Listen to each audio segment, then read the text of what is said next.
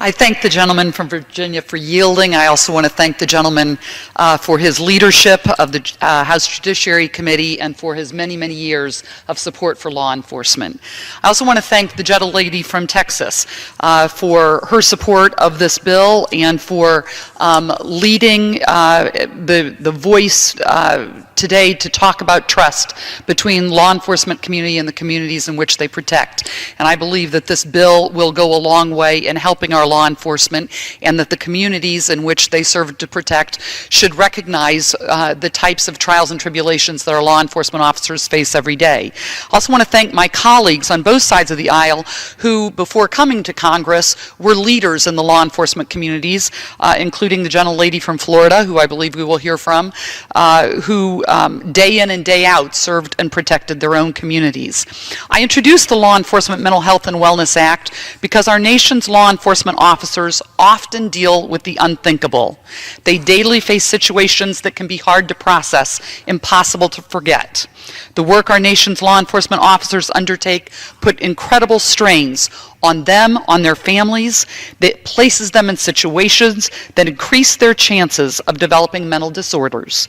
According to the National Alliance on Mental Illness, between 7 to 19% of police officers have symptoms of PTSD. In comparison, only 3.5% of the general population experience PTSD.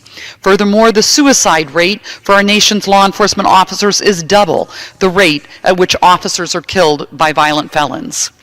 In the 5th District of Indiana, Boone County Sheriff Mike Nielsen desperately and publicly pleaded for a better mental health service after his daughter, also a police officer, tried to take her own life.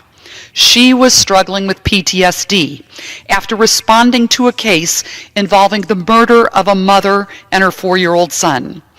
Our police officers face a culture of silence when it comes to mental health challenges, and we know they need better access to mental health services to allow them to cope with these horrific types of unforgettable situations. As a former deputy mayor of Indianapolis, responsible for public safety, I know firsthand the struggles our law enforcement community members face in their work.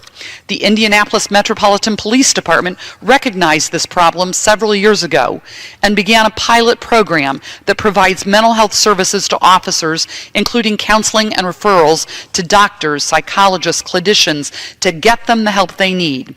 And that program actually inspired this bill. Recognizing the tremendous work already being done by the Veterans Administration and the Department of Defense that have done on behalf of our nation's service members, this bill will require the Justice Department to consult with those federal agencies to determine which mental health practices they've developed that would be most useful in the law enforcement setting. We also have to encourage our officers to share their experiences with their colleagues who can understand and empathize with them about the traumatic events they experience while serving in the line of duty.